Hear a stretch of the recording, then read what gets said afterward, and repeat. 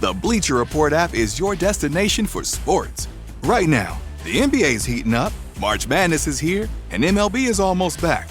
Every day there's a new headline, a new highlight, a new moment you've got to see for yourself. That's why I stay locked in with the Bleacher Report app. For me, it's about staying connected to my sports. I can follow the teams I care about, get real-time scores, breaking news, and highlights all in one place. Download the Bleacher Report app today so you never miss a moment. Real talk. There's a lemon-shaped toy making women text their friends at 2 a.m. screaming, "You have to get this." Meet Lem by Hello Nancy. Every 25 seconds, someone discovers Lem. With 500,000 customers and a 4.7-star rating, people call it toe-curling and mind-blowing. That's exactly why it's all over social media. Don't let the cute design fool you. With 12 intensities, Lem is waterproof, whisper quiet, and incredibly discreet. Go to HelloNancy.com for 50% off this Valentine's Day. Once you try it, you'll understand. I'm here on the job site with Dale, who's a framing contractor. Hey, good morning. Dale traded up to Geico Commercial Auto Insurance for all his business vehicles. We're here where he needs us most. Yep, they sure are. We make it easy for him to save on all his insurance needs, all in one place, with coverage that fits his business and bottom line. Oh, I shouldn't have looked down. It's all right. We're so far up here. Look at me. Take a deep breath. No, I'm good. So good. Get a commercial auto insurance quote today at geico.com and see how much you could save. It feels good to Geico. Hey, y'all, and welcome to another episode of the Millennial Management Podcast. I am your host, Brandy, the Millennial Manager, and today is Monday, bitch, inside of Patreon. I hope that you are having a good motherfucking day, and we're going to start our day off right, bitch. We are not going to let anybody frustrate us. We are not going to let a bitch control us, and we are going to take control in the workplace, okay? We can control ourselves and how we react and how we respond, okay? Say yes, bitch. Thank you. Now, today's episode, we're going to do a little bit of a switcheroo because it was a bye week for me last week. And this week, we're going to be focusing on emails primarily because I have a lot of them. So I want to get through some emails. I don't have any text messages, but please remember, if you would like to text, I'll make sure to put that the text phone number inside of the information part of the episode. I'll make sure to put that there. Before we get started, I want to say shout out to Ryan Coogler and the cast of Sinners. They just won an Oscar tonight, and I am so fucking excited. I know they got nominated for a lot, but of course we know how these things tend to go. And I think I just saw that they won one, so we're going to keep our fingers crossed that there are more things added, because that was an awesome, awesome movie. And I hope they fucking win all the things, okay? Because we rooting for everybody black. Now, let's go to our first email. I was going to say our next email. This one says, "Hi, Brandy. Hello. How are you today, bitch?" I am recently promoted to HRM over the manufacturing plant that is 24 hours, and it has about 450 employees. Congratulations. I started last July and was quickly promoted after the HRM that hired me decided to go on LOA because the business determined that it was best to separate the plants. Okay. They give her one and then gave you the other one. Okay.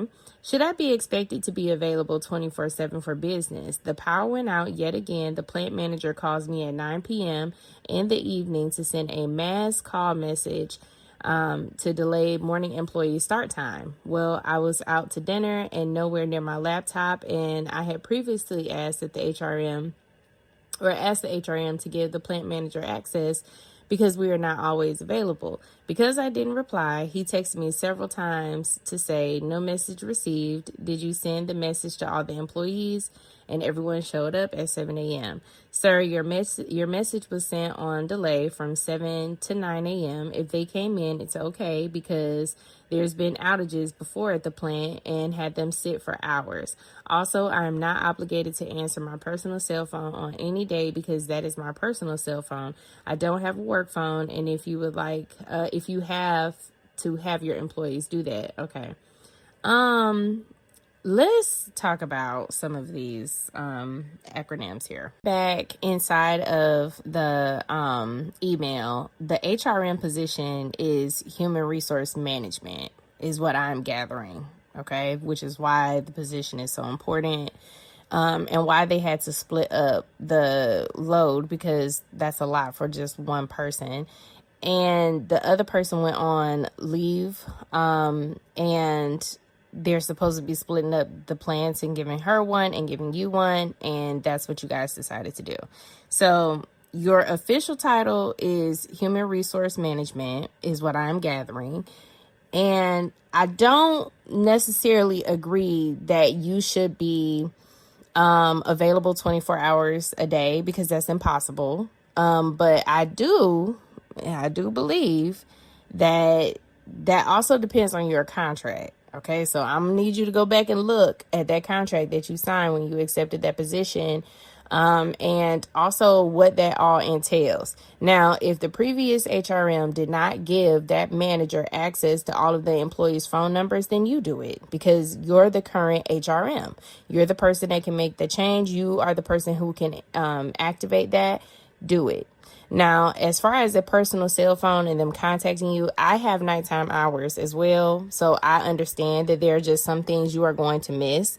But in an event like that, where there is no power, that manager should have been able to do that. So I'm not trying to place blame, okay, on you.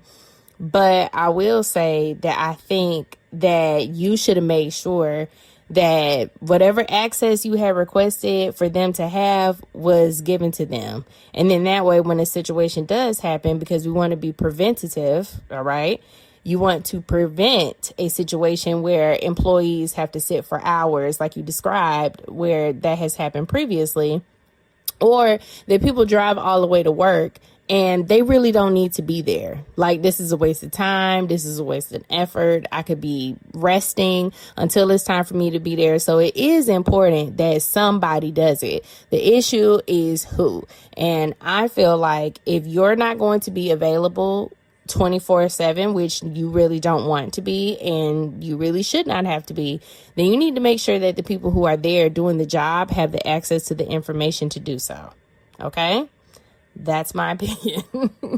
I'm not trying to come down on you, girl, but I'm just saying, Betty, you got to make sure that your ducks are in a row. If you want peace, you need to line that shit up and make sure that the people that you have in the position when you're not available, they are able to take care of whatever the fuck needs to be taken care of. Regardless of what that previous HRM did, this is how you need to operate. This is how you need to run it, because y'all not going to run things the same. So that's what I would do. I would go in, make sure that he has a list of all of those phone numbers for all of the employees and discuss a protocol. What is supposed to happen. He can notify you by text message. This is what is going on. We have a power outage and this is what I'm looking to do. And give them that space to do it. They don't need to ask your permission also. You know, they just need to communicate with you that this is what's going on, and they need to make sure that a mass message is sent, and they should be able to do that. So that's my take. Right. So our next email, it says, I work part-time at a Dollar General until May with my master's. I'm a good worker and obedient. Don't ever fucking describe yourself like that. And she is still playing in my face, does not respond to my emails or texts. My boss is doing everything to push me out, and I don't know why. That's cool, because I know I am an educated Black woman. I want to stand up for people who can not fight because they are poor or in fear. Would you say her name and please ask her to do better? Her name is, oh, no, you did not. Betty. I'm not saying that, but I joined the church today with my husband so I cannot curse her out. Help me, Brandy. You are my shero. I do need this job until I graduate, and that's love, respectfully. Betty, I'm not going to say that because you need this fucking. Has the news been getting you down? I'm Megan McArdle, and I'm here to help. I'm the host of a news show from Washington Post Opinion called Reasonably Optimistic. And it's an antidote to the pessimism that's riddling America right now. Every Wednesday, I'm going to talk to people who see a path forward. It does seem to me that there is some awakening of a desire to act together, to solve problems where they are. You know, I am a believer in America, and that's worth fighting for. Join me Wednesdays on YouTube or wherever you get your podcasts. Security program on spreadsheets, new regulations piling up, and audit dread? It's time for Vanta. Vanta automates security and compliance, brings evidence into one place, and cuts audit prep by 82%. Less manual work, clearer visibility, faster deals, zero chaos. Call it compliance or call it compliance. Get it? Join the 15,000 companies using Vanta to prove trust. Go to vanta.com/calm. How discreet are dating apps really? Because wanting to put yourself out there is one thing, but wondering who else might see it, who might stumble across your profile, or who might be watching, that's something else entirely. Most dating apps are built to be shared. Profiles, updates, notifications, everything designed to be public, visible, and broadcast. And that works for some people, until it doesn't. Until privacy matters more than performance. Ashley Madison is different. It's built for people who value privacy when it comes to dating. People who want connection without the spotlight. There are no feeds to scroll, no followers to impress, no public-facing activity. Just a space intentionally designed for discretion, where conversations stay between the people having them, and where your personal life isn't treated like content. If keeping things private matters to you, if you want connection without an audience, Ashley Madison is where desire meets discretion. Ashley Madison, blessed are the discreet. Download the app or visit ashleymadison.com/iHeartMedia. Stop. If you know what the rose is, this is for you.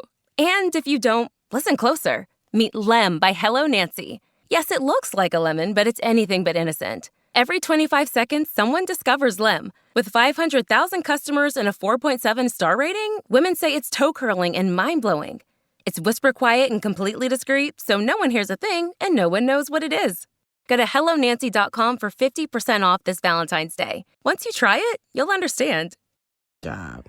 Okay, fuck all that. She's still playing in your face, won't respond to you. You have documentation that you requested, whatever you needed from her.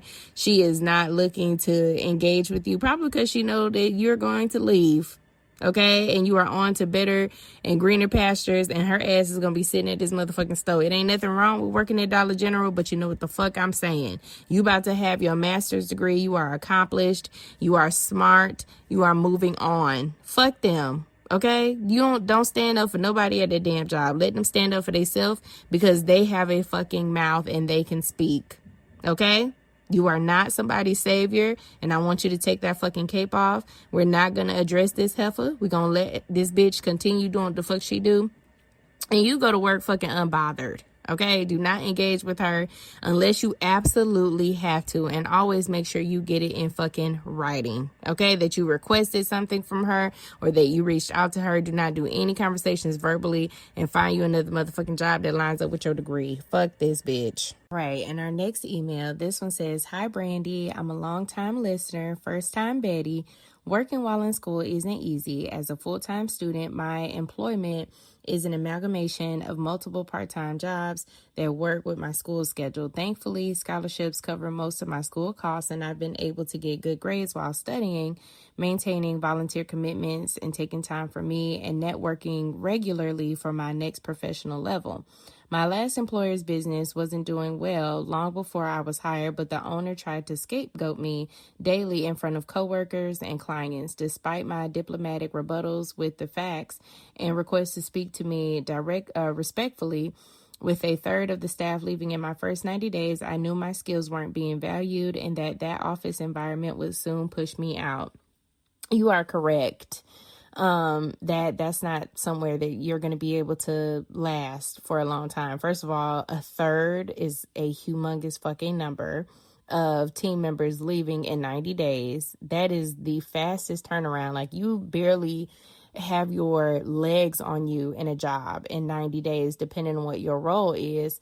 And to see like all of these people leaving, that's a bad sign. So I'm not sure, because you didn't say that, you have found another job, but if you have not, you need to start looking. And I recommend, when people are in school, if you do not have a job that is like a full-time role that's okay with you working part-time, or maybe you go to school at night, or however, I would not work a full-time job. I would do exactly what you're doing. It is going to lower the amount of money that you're able to bring in, or you're going to have to do a lot of gig work, so that you have the flexibility to not be bothered with bullshit. The last email that we had was about someone who's going to school, and I'm sure that the issues that they were having with their boss stem from that. A lot of people get stuck in positions and not able to move forward, not able to grow past that. And then you have someone coming in who is much younger and they have accomplished some things. They're going to school, they're getting their education, they have a bright future, and they are terrified by you. They're intimidated by you. So nothing that you do will ever be good enough. And because they have the upper hand, they use that upper hand to fucking embarrass you in front of your colleagues, in front of your other administrators. Maybe you have other bosses, and they would do things like that to make you feel humbled, I guess. Like, that's a way that people like to play that game. And so when you are in environments like that, you ask for respect, number one, or demanded it and requested that this is how, you're going to communicate with me. But with a third of the team members leaving within your first 90 days, bitch, the fucking writing is on the wall in permanent black marker that this is not a home for you. So I really hope that you have been looking to find something else.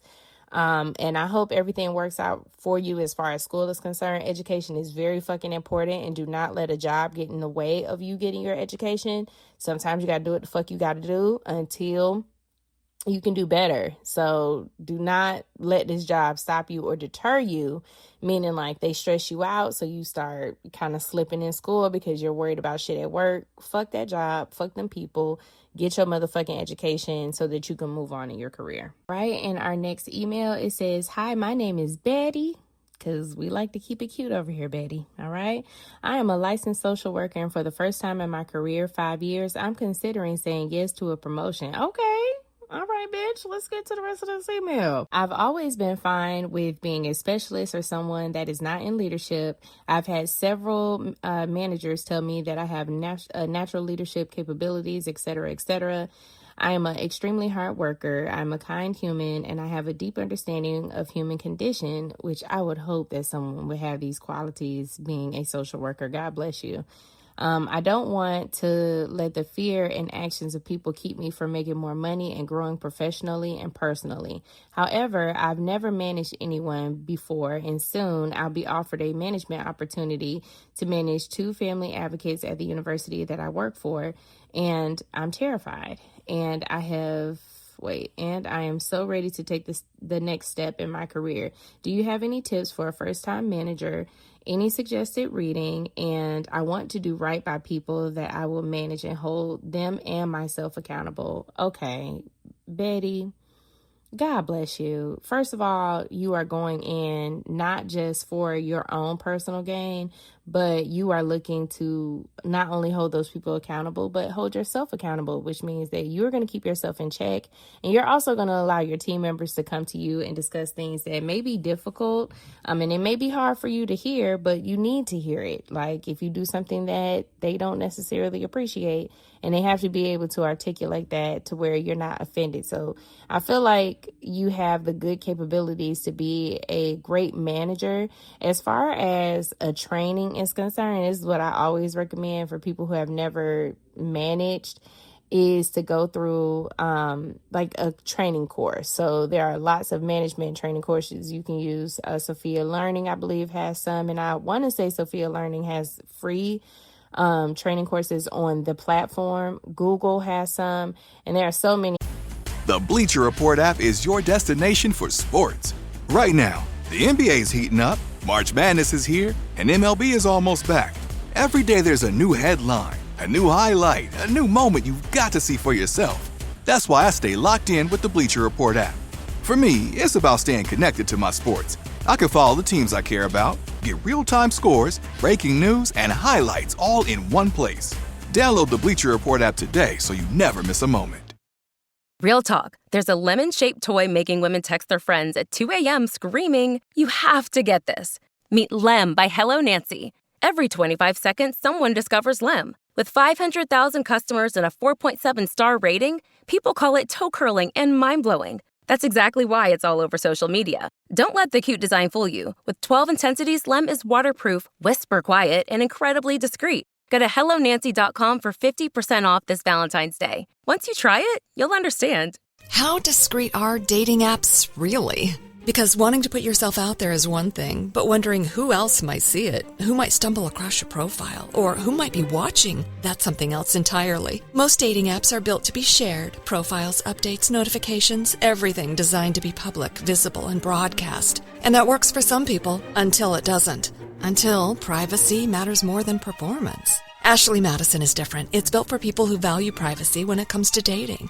People who want connection without the spotlight. There are no feeds to scroll, no followers to impress, no public-facing activity. Just a space intentionally designed for discretion, where conversations stay between the people having them, and where your personal life isn't treated like content. If keeping things private matters to you, if you want connection without an audience, Ashley Madison is where desire meets discretion. Ashley Madison, blessed are the discreet. Download the app or visit ashleymadison.com/iHeartMedia. Others. I also talked about AARP offering a lot of job training management courses a couple years ago. Now, I haven't checked in a while, so you may have to have your AARP membership, and it's only $15 for a year, but it's worth it to utilize that. As far as the reading, let me check my books. Hold on, I'll be right back. So I would have to say Wusa, a survival guide for women of color working in corporate spaces. It's by Raquel C.D. Shelton. That is one that I really, really enjoy. Also, I would have to say Leadership for the New Female Manager. That is a great book.